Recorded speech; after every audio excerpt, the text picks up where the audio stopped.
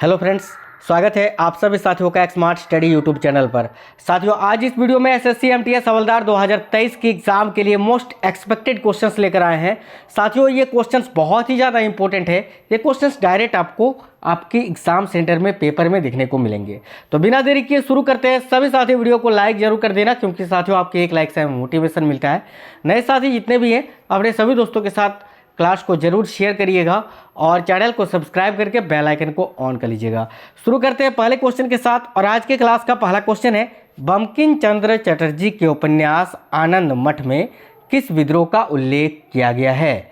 देखिएगा, ये क्वेश्चन बहुत ही इंपॉर्टेंट है, आपको याद रखना है सन्यासी विद्रोह का। इस क्वेश्चन के लिए करेक्ट आंसर हो जाएगा ऑप्शन नंबर ए। अगला क्वेश्चन है, अलीगढ़ आंदोलन किसने चलाया था? तो देखिएगा, अलीगढ़ आंदोलन को किसने चलाया था? तो इस क्वेश्चन के लिए आपका करेक्ट आंसर हो जाएगा साथियों सैयद अहमद खान ने। Option number D right answer है। अगला क्वेश्चन है, कौन मौर्य वंश का अंतिम शासक था? तो देखिए, मौर्य वंश का अंतिम शासक पूछा गया है, आपको याद रखना है बृहद्रथ। ये जो है मौर्य वंश के अंतिम शासक थे। साथियों, क्वेश्चंस आपको बिल्कुल फास्ट करवा रहे हैं ताकि आपको कम समय में ज़्यादा क्वेश्चंस जो है मिल सके। अगला क्वेश्चन है, विजयनगर साम्राज्य में आने वाला अब्दुल रज्जाक किस देश का राजदूत था? तो देखिएगा, विजयनगर साम्राज्य में आने वाला अब्दुल रज्जाक जो है ये किस देश का राजदूत था? तो करेक्ट आंसर आएगा पर्सिया का, यानी फारस का। Option number D right answer है। अगला क्वेश्चन है, प्रारंभिक वैदिक संस्कृति में किसे सृष्टि का निर्माणकर्ता माना गया है? तो साथियों, आपको याद रखना है कि प्रारंभिक वैदिक संस्कृति में किसे सृष्टि का निर्माणकर्ता माना गया है? तो करेक्ट आंसर आएगा हिरण्यगर्भ को। Option number B right answer है हिरण्यगर्भ। अगला क्वेश्चन है, यदि जिला पंचायत का अध्यक्षता सामान्य संवर्ग का है तो उपाध्यक्ष किस संवर्ग का चुना जाएगा?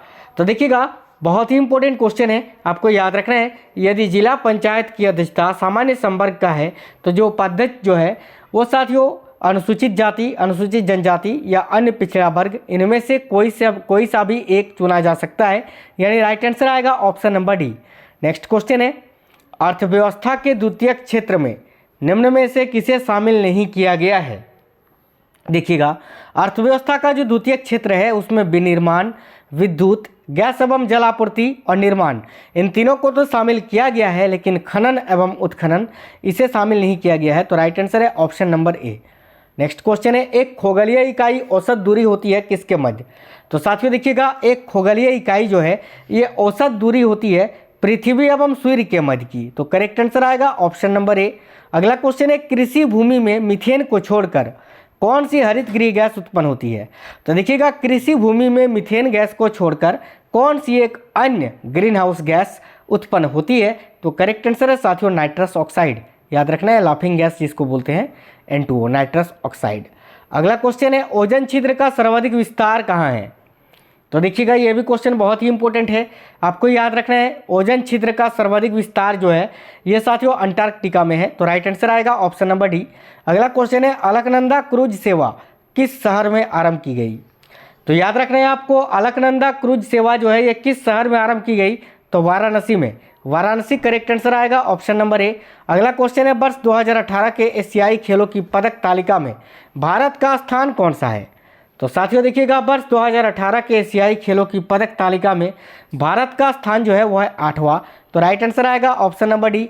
अगला क्वेश्चन है, 63वें फिल्म फेयर अवार्ड की उत्कृष्ट फिल्म कौन सी थी? तो देखिएगा, 63वें जो फिल्म फेयर अवार्ड था उसकी उत्कृष्ट फिल्म थी हिंदी मीडियम। तो करेक्ट आंसर आएगा ऑप्शन नंबर सी। अगला क्वेश्चन है, दक्कन के किस रियासत से चांद बीबी संबंधित थी? याद रखना है आपको साथियों, दक्कन के जो अहमदनगर रियासत था वहाँ से चांद बीबी का संबंध था। तो करेक्ट आंसर आएगा अहमदनगर। नेक्स्ट क्वेश्चन है, किस क्षेत्र में मुगलों ने भारतीय संस्कृति को सर्वाधिक योगदान दिया है? देखिएगा, किस क्षेत्र में मुगलों ने भारतीय संस्कृति को सर्वाधिक योगदान दिया है? तो करेक्ट आंसर आएगा स्थापत्य या आर्किटेक्चर में। नेक्स्ट क्वेश्चन है, वर्ष 1929 में किसने खुदाई खिदमतगार संगठन की स्थापना की थी? तो ये भी क्वेश्चन वेरी इंपॉर्टेंट है और आपको याद रखना है साथियों कि वर्ष 1929 में खुदाई खिदमतगार संगठन की स्थापना खान अब्दुल गफ्फार खान ने की थी। Option number A correct answer है। अगला क्वेश्चन है, भारत की स्वतंत्रता के पश्चात किसने भूदान आंदोलन का प्रारंभ किया था? तो देखिएगा, भारत की स्वतंत्रता के पश्चात भूदान आंदोलन का प्रारंभ किसने किया था?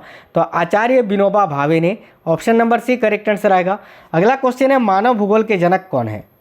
तो देखिएगा मानव भूगोल के जनक कौन है, ये भी क्वेश्चन बहुत ही ज़्यादा इंपॉर्टेंट है, याद रखना है आपको साथियों, फ्रेडरिक रैटजेल, इनको जो है मानव भूगोल का जनक कहा जाता है।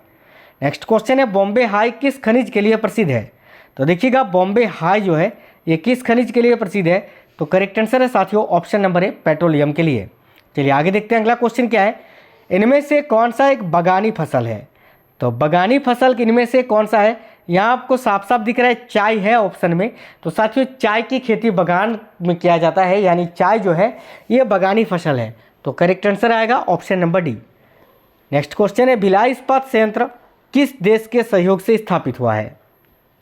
तो देखिएगा भिलाई इस्पात संयंत्र की स्थापना जो है वो साथियों सोवियत रूस की स्थापना से हुई थी। तो करेक्ट आंसर आएगा ऑप्शन नंबर डी। अगला क्वेश्चन है पिग्मी का निवास क्षेत्र कहाँ है। तो देखिएगा पिग्मी का निवास क्षेत्र जो है वो जायरे में स्थित है, याद रखना जायरे, ठीक है बिल्कुल, जिसका आधुनिक नाम है कांगो गणराज्य। चलिए नेक्स्ट क्वेश्चन देखते हैं, हरित क्रांति के किस भारतीय या फिर हरित क्रांति से किस भारतीय प्रधानमंत्री का नाम जोड़ा जाता है। साथियों बात करें हरित क्रांति की, इसकी शुरुआत 1966 में हुई थी। और देखिएगा हरित क्रांति से किस भारतीय प्रधानमंत्री का नाम जोड़ा जाता है, तो राइट आंसर आएगा लाल बहादुर शास्त्री जी का। चलिए नेक्स्ट क्वेश्चन देखते हैं, भारत में विदेशी विनिमय प्रबंधन अधिनियम फीमा कब लागू किया गया था। देखिएगा भारत में विदेशी विनिमय प्रबंधन अधिनियम फीमा कब लागू किया गया था, तो वर्ष 2000 में। राइट आंसर आएगा ऑप्शन नंबर डी। अगला क्वेश्चन है एक आदर्श एमीटर एक आदर्श वोल्ट मीटर के प्रतिरोध किस प्रकार के होते हैं। तो याद रखिएगा एक आदर्श एमीटर एवं एक आदर्श वोल्ट मीटर का जो प्रतिरोध होता है वो साथियों देखिए, एक आदर्श एमीटर का प्रतिरोध जो होता है वो होता है 0 और एक आदर्श वोल्ट मीटर का जो प्रतिरोध होता है वो होता है साथियों अनंत, यानी राइट आंसर आएगा ऑप्शन नंबर डी। अगला क्वेश्चन है एक माध्यम का अपवर्तनांक किस पर निर्भर करता है। तो देखिएगा एक माध्यम का अपवर्तनांक जो होता है वो याद रखना है आपको, देखिए माध्यम के तापक्रम, आपतित किरण का तरंगदैर्घ्य, माध्यम की प्रकृति एवं भौतिक अवस्था, उपयुक्त सभी पर निर्भर करता है। तो राइट आंसर आएगा option number D. Next question है सर्वाधिक हरा शैवाल यानी एल्गी ये कहाँ पाया जाता है। तो देखिए हरा शैवाल ये ताजे जल में पाया जाएगा, तो option number A right answer आएगा ताजे जल में। नेक्स्ट क्वेश्चन है संविधान के किस अनुच्छेद में अल्पसंख्यकों के हितों का संरक्षण प्रावधानित है। तो देखिएगा संविधान का जो अनुच्छेद 29 है 29, इसमें अल्पसंख्यकों के हितों के बारे में संरक्षण प्रदान किया गया है। तो करेक्ट आंसर आएगा ऑप्शन नंबर सी। अगला क्वेश्चन है भारत में किस कैलेंडर को मान्यता दी गई है। साथियों देखिएगा भारत में किस प्रकार के कैलेंडर को मान्यता दी गई है, तो करेक्ट आंसर आएगा यहाँ याद रखना है आपको option number B Gregorian calendar, option number B right answer आएगा। अगला क्वेश्चन है किस उपनिषदों में पुनर्जन्म के सिद्धांत यानी थ्योरी ऑफ रिबर्थ का प्रतिपादन किया गया है। तो करेक्ट आंसर आएगा ऑप्शन नंबर ए बृहदारण्यक और छांदोग्य। नेक्स्ट क्वेश्चन है कल्हण की रजत रंगीनी के अतिरिक्त किस लेखक ने एक अन्य रजत रंगीनी की रचना की है। तो राइट आंसर आएगा ऑप्शन नंबर डी जोन राज ने। अगला क्वेश्चन है जालंधर के बायजीद अंसारी ने सूफीवाद के किस पंथ की स्थापना की थी। तो आपको याद रखना है साथियों जालंधर के बायजीद अंसारी ने सूफीवाद के किस पंथ की स्थापना की थी। तो करेक्ट आंसर आएगा रोशनिया।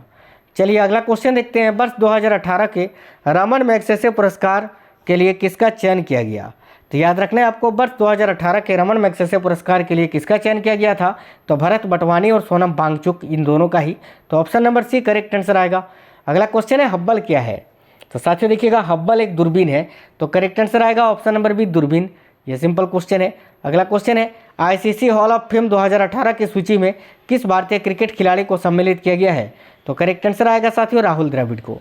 चलिए नेक्स्ट क्वेश्चन देखते हैं मुख्य प्रदूषक फ्लाई ऐश को उत्पन्न करता है, इनमें से कौन सा मुख्य प्रदूषक है जो फ्लाई ऐश को उत्पन्न करता है। तो करेक्ट आंसर आएगा option number C thermal power plant.